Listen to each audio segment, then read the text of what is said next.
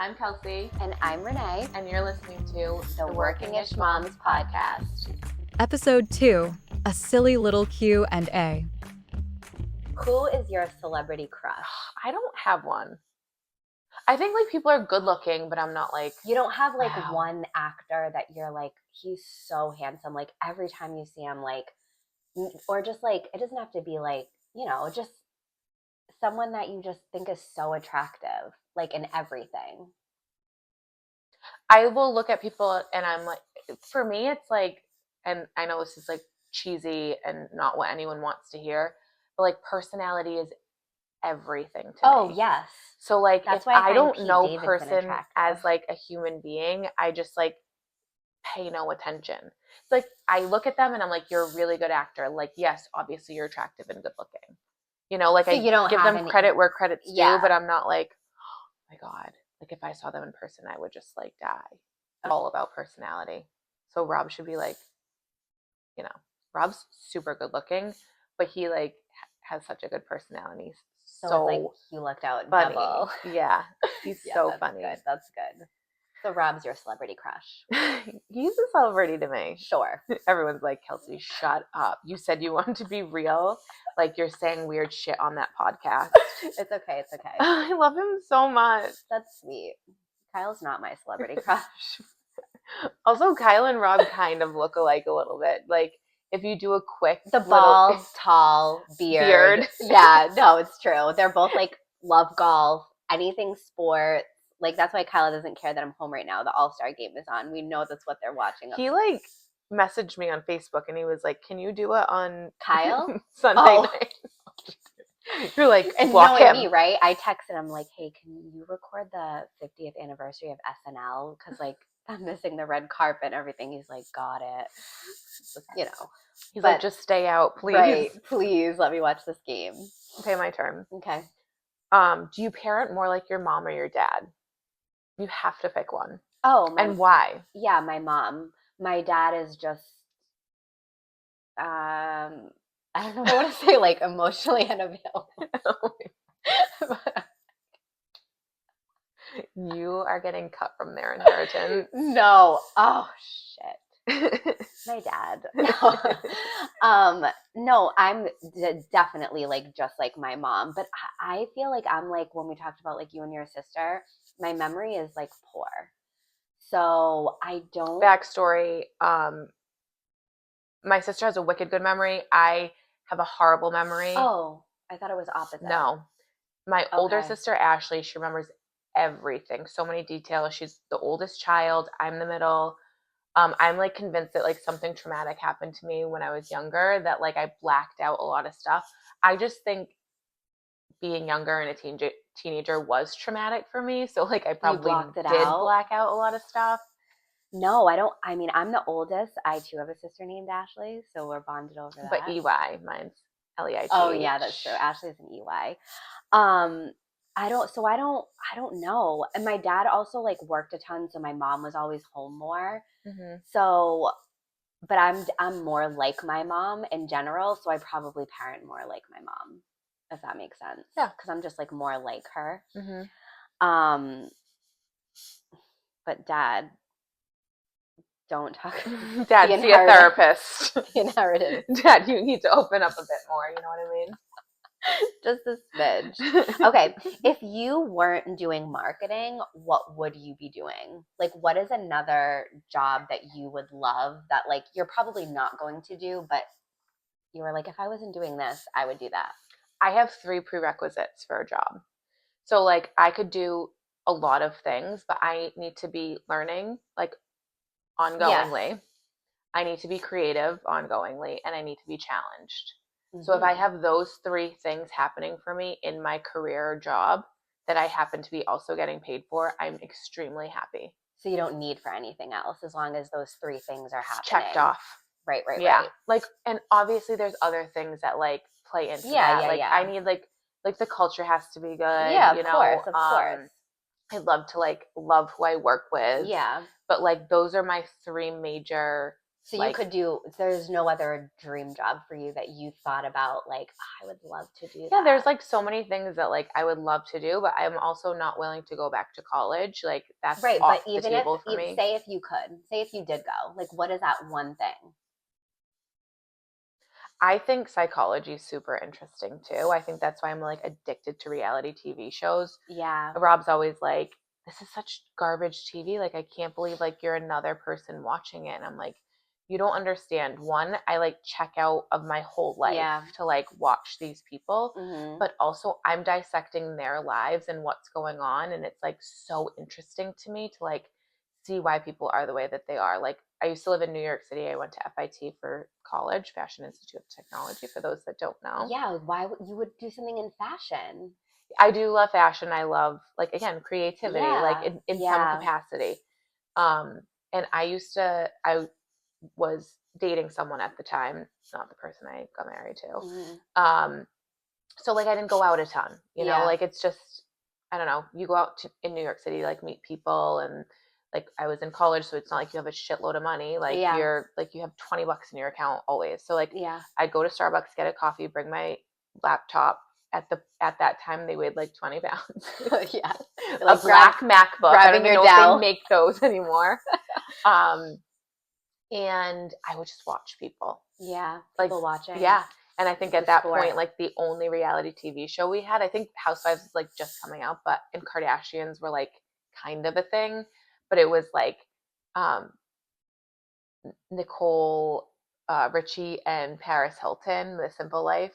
Like that was like that was like a reality TV show, but also super produced. But like they were so authentically them that it was hysterical, and I loved it. You loved. But yeah, like that's a great So example. I would just people watch. All the time. I love like that. I would take the train home and be in like South Station, Penn Station, wherever, and just be like, like with my sunglasses on. Everyone. That's the best. That's how I am at like FBI agent. I could like, if I had to like watch one person kind of like stay behind. I'm also a middle child, so like your job as a middle child is just like keep your mouth shut and just like stay behind the curtain. So I don't know. That's like a horrible answer because again I'm not like pinpointing one thing. That's okay. You just didn't answer any of the questions I've asked so far. No problem. Okay, moving on. Now you answer my questions. Which pregnancy was easier, Hadley's or Grant's, and how did you have them? Natural, C-section, epidural? Ooh, Hadley's was harder because I didn't even know this was a thing, but I was diagnosed with prenatal depression. Oh. So I only heard of postpartum, and I have polycystic ovarian syndrome. So they said it was going to be very difficult for me to get pregnant. And when I found out that I was pregnant, I was so excited. Like me and Kyle were both in shock. We were so happy. And I would say like 7 or 8 weeks in, I started feeling like different during the day. I wasn't getting like excited. Not that I get like excited about my day, but every day felt like I didn't have a desire to do anything. And then that turned into like I didn't want to get out of bed, to like I can't take a shower, to like every day felt like there was like a dark tunnel, and that's just not my personality, and I knew that. So there's actually nothing scarier than knowing that your thoughts and feelings isn't how you usually feel. So I reached out to my OB, and they immediately offered me medication. And I'm not against and opposed to medication at all. I am an advocate of lorazepam. I have anxiety. I'm not saying, but I didn't want to do that because I wanted to like see what was going on. So they offered me into counseling, and I just felt like my sister had a baby at the time. I found no joy in looking at her daughter. I found no joy in thinking about my pregnancy, like nothing.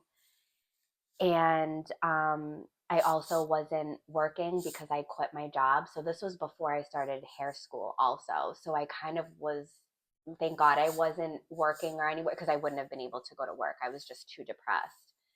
And I told my parents because I needed everybody to know that, like, not everybody, but like few people, that like this is going on with me. I'm depressed. I'm not myself. I'm not excited. So we have to like take care of this.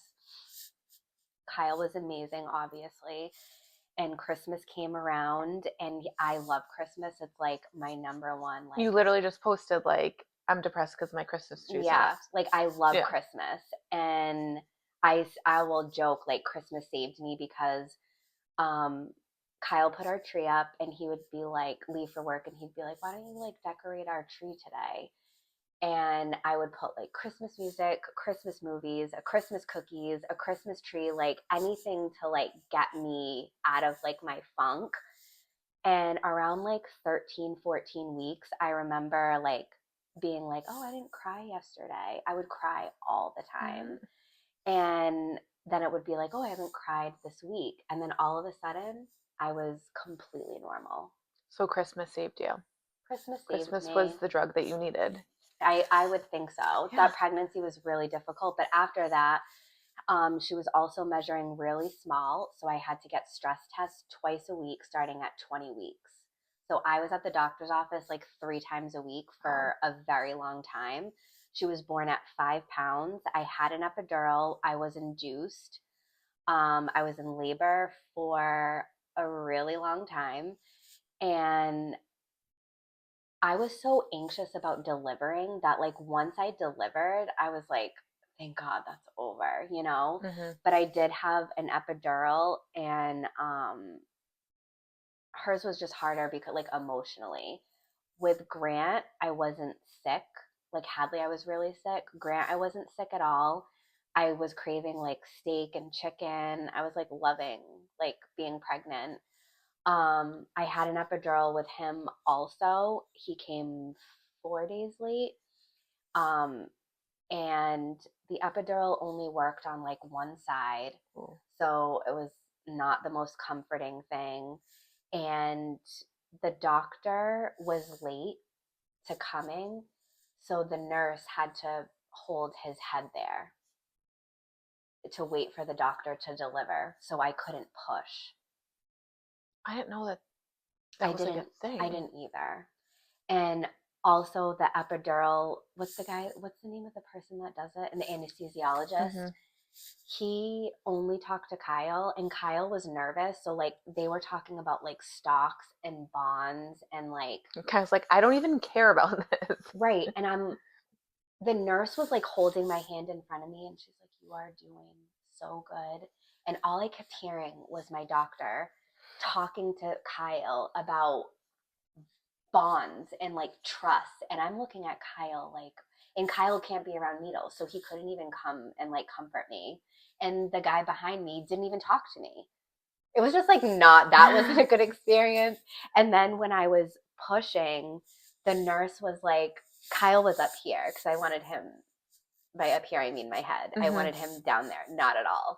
And all of a sudden I hear the nurse say, Kyle, honey, are you okay? Do you need to sit down? And I'm like, he's fine. But she said he looked pale. And I'm like, I don't give a shit. Like, I'm pushing my baby out. Yeah, unless he's on the floor, don't even look at him. Don't even talk to him. You know what I mean? I'm like, get the anesthesiologist if he wants to talk to him. But it was just like everything has its like his ups and downs. But like I would say Hadley was harder, but Hadley's pregnancy was harder, and Grant's delivery was harder. And he was bigger. He was 8 pounds. Oh wow. Whatever ounces. I don't even remember. Oh, he's What's so a good way to say? Yeah, so he was bigger, so it was just like harder. Yeah. It was probably long-winded, but yeah. It was. Sorry. Yeah. Okay, next.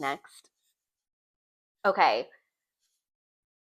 If you knew that you were going to have a girl and your tubes weren't tied, would you try again?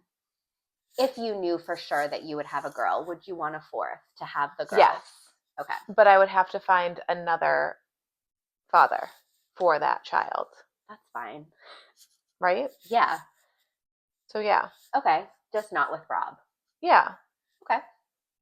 And I feel like if I told Rob, like, listen, this guy's loaded.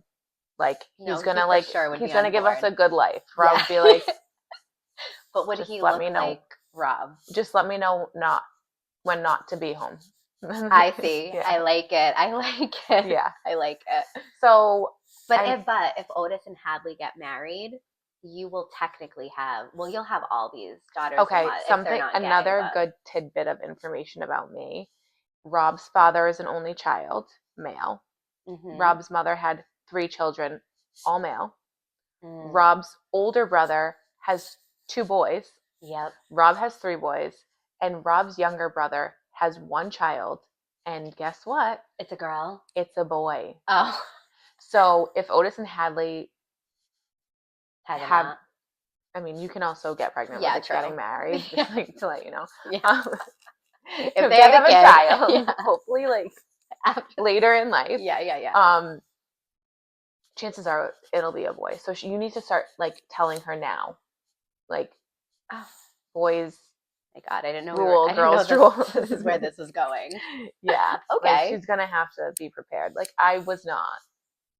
But also by the time I got pregnant with Griffin and I figured out and I knew his gender, I wanted a 3rd baby so bad. But it didn't matter. Yeah, that like we had a million. It doesn't take away from the fact that I wanted a girl. I've always wanted a girl. Like I understand I have nieces and like that's wonderful and I love them so much and I'm gonna have such great fun experiences with them.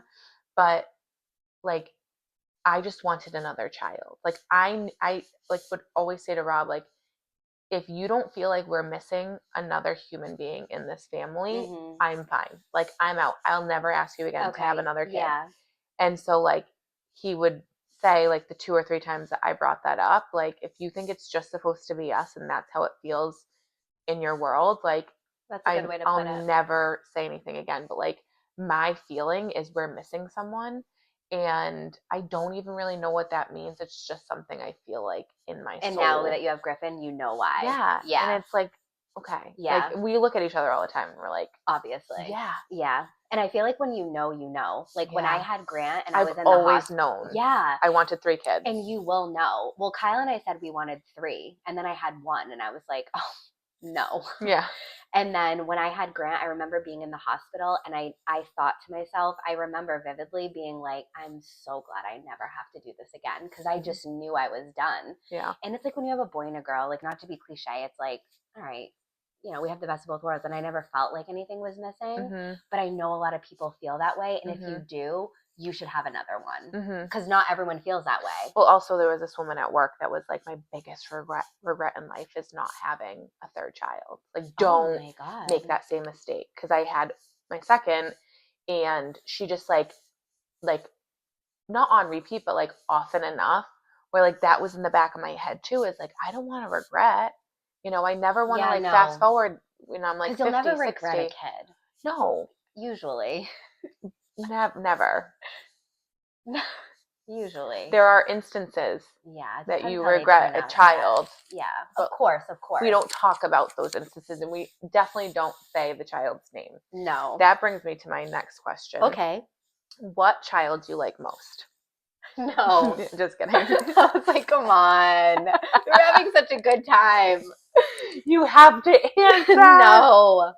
Even though, don't you feel like your parents have a favorite? Yeah.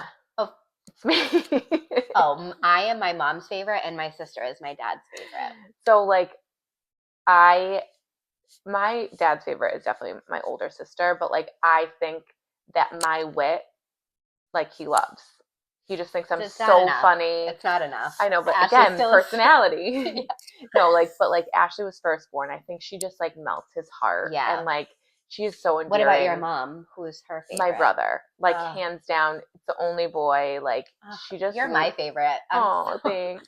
But I'm again middle child. Like you have to know, as the middle child, you are not the favorite. You never will be. There are things that you can say that like teeters you on like favorite, least favorite. But clip this for Otis. Never gonna be you. Otis is like the most precious human being ever. He's so cute. But also Otis, because Nix and Otis were so close in age, 19 months apart, reminder. And I thought he was gonna be my last one. Like he was my baby. Yeah. For so long. So like Now you're he's like almost not Griffin. typical middle child. No, yeah. Because the heart is there. Yeah, it's almost Yeah. like Griffin's like my second marriage Yeah. baby. Yeah, Like yeah. with, you know, my second husband. Yes, the Happens one to be giving my you the first, girl. which is nice. Okay, thank God that wasn't a question. Okay. Is being a mom different than what you imagined now? And how so? I don't think so. But I feel like the unknown is so crazy. So I like didn't even know like what being a mom is. Mm-hmm. I definitely did think it was more like rainbows and like butterflies. Yeah. Like I didn't know how difficult it was Mhm. going to be. The love that I feel is what I always hoped it would be, but I definitely didn't think there would be so much like Yelling. yeah. Or just frustration. yeah, or Deep just breaths. just like days to be like, oh, like this is so hard, like, or like missing like what it was before kids. Like I would never want to not be with kids, but like I would love to like stay up late, wake up late in the morning, watch nothing all day, not answer. Like I miss having no responsibility. So I didn't know like how much it took. I just like saw all the like love and joy, and I didn't know like how hard it would be. So I guess like I'm happy that like what I thought the love would be is what it is, but I definitely didn't think it was going to be as hard. I always say having one child was harder for me than having two children. Going from 0 to 1 was very hard. Yeah. And like shocking. Shocking. 1 to 2, I felt just like, okay, I've done this before. Right. I'm not as just scared. like another one. Yes. Like keep them coming and like Not shelling out money. Yeah, yeah, exactly. Yeah. So it's like I just didn't know like all that it would entail, but it's like once you have a couple, it's like it's fine, you know. But I'm happy like the love is there, but like I definitely didn't know it was going to be as hard. Okay, what is your biggest guilty pleasure? Something that you love that you're like, that's embarrassing, or like, is there anything that you feel that is like a guilty pleasure of yours as a mom or as a wife or just like a person? Snacks. Honestly, like that's a good one. Yeah, I love snacks. Chocolate, salty, crunchy, chewy. I try to stay away from sugar. I've been like doing really good of like trying to have like a healthier balance. I quit caffeine for a while and like back on it. I slowed down drinking a ton. Okay, this is supposed to be a guilty pleasure. This is not. No, I know, because like I'm telling you all the guiltier pleasures that I've had that now I'm like, okay, like pump the brakes. But so now it's you have just like them or you don't. Snacks? No, coffee and like. Oh yeah. Like I'm back on coffee. Okay. I'm still like chilling with alcohol. Okay. Obviously.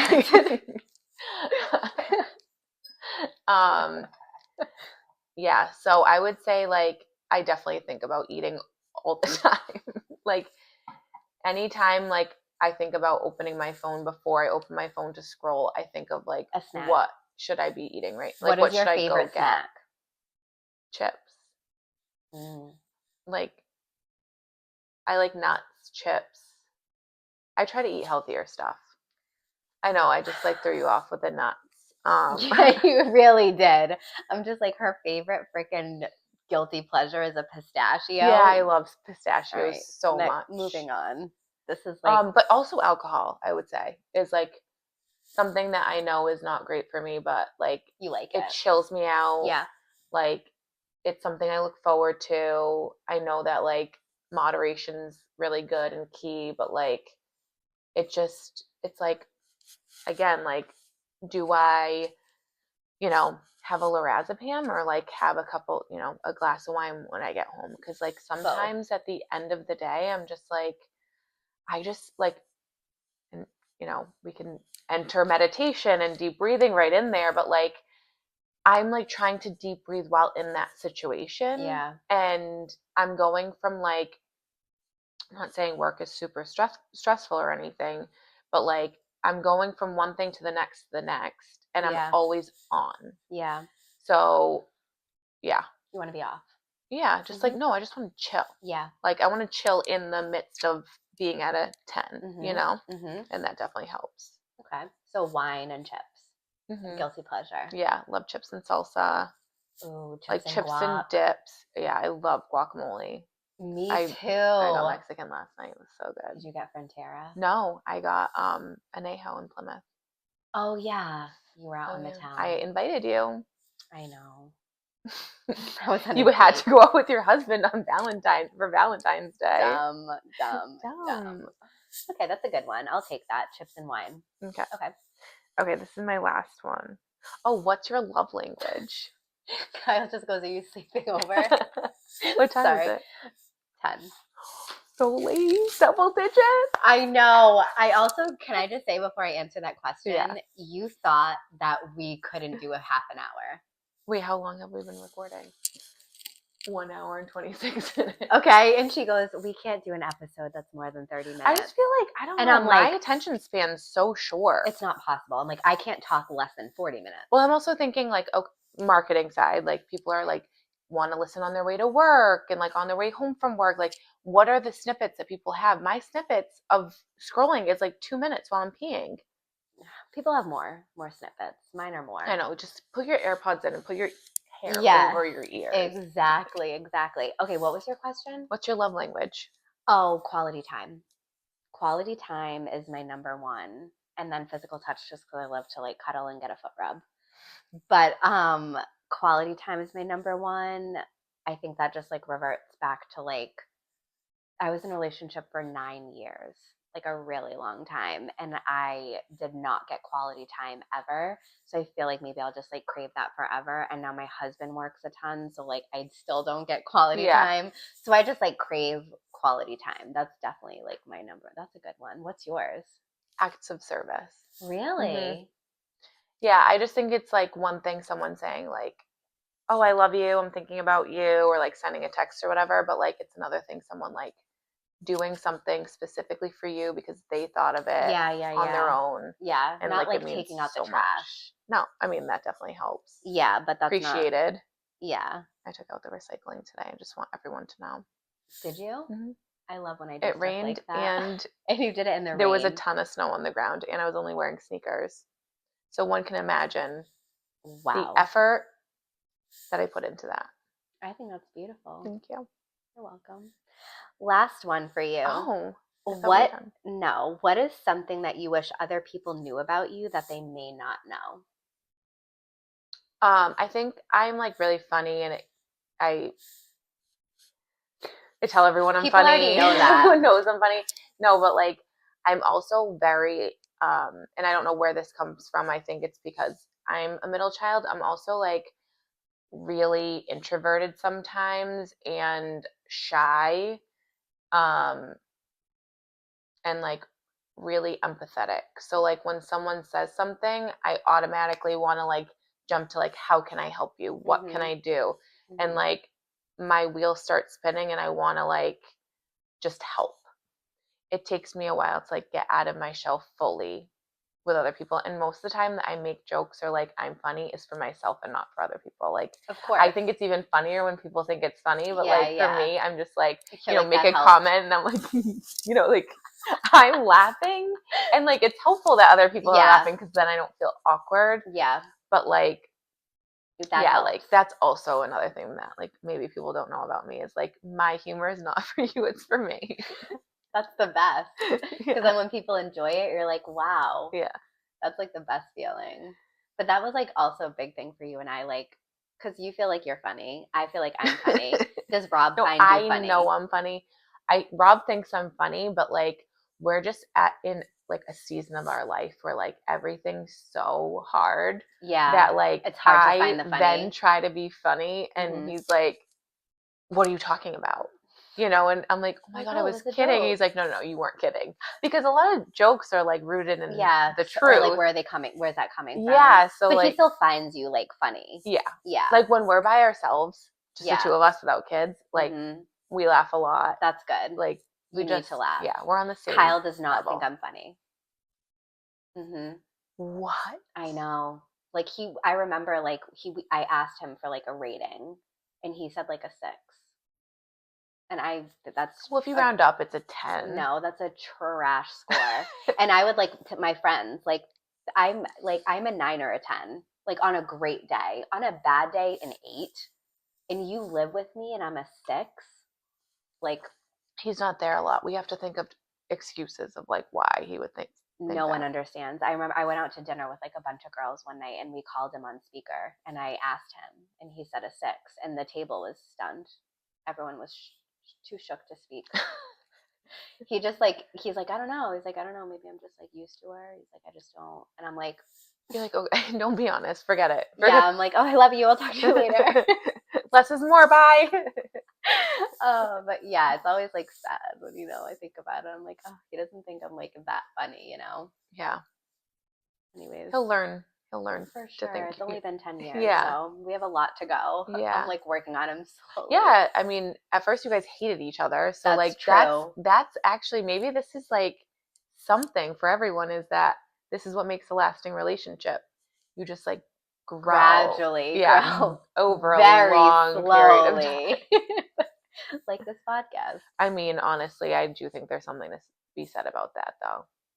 What? Like just that like instant flair and stuff, like. It's true. It's just like not realistic for everyone. Yeah. And it definitely wasn't for us. And like, even when we got married, our vows, like we both actually made a joke about it separately. And I think I said something like, I wish it was love at first sight or even like at first sight, because like there was not, and like everyone laughed because everybody knew. And like, except for like your grandma and she's like, oh no. I know. And he said, he was like, I hope that like one day I find you as funny as you find yourself. So he said that in his vows. So it's like we like get each other, you know what I mean? But like it was just funny to and you probably thought that was so funny. I did. It was like, thank you for acknowledging how funny I am in my vows. No, I did. And then in my vows I said, I hope that you find me as funny as I find myself. So we both said the same thing. It was really cute. So you set him up for that though, because you knew that your rating for yourself was a lot higher than his rating. Back then, we didn't even have. I only asked him recently about like a scale of 1 to 10, which I wish I never. We'll circle did. back on this. It's okay. It's true. Maybe we'll call him like on live. Well, my phone only works on speaker right now, and but he'll know. He'll just know that like it's a 6. It's been a 6 for years, so he's sticking with it, and that's fine. I'm not bitter about it. He can be a 4, and I can be a 6. You know. All right. Well, on that note, I think we did really good. We did so good. Thanks for listening. It was so fun. That was so good.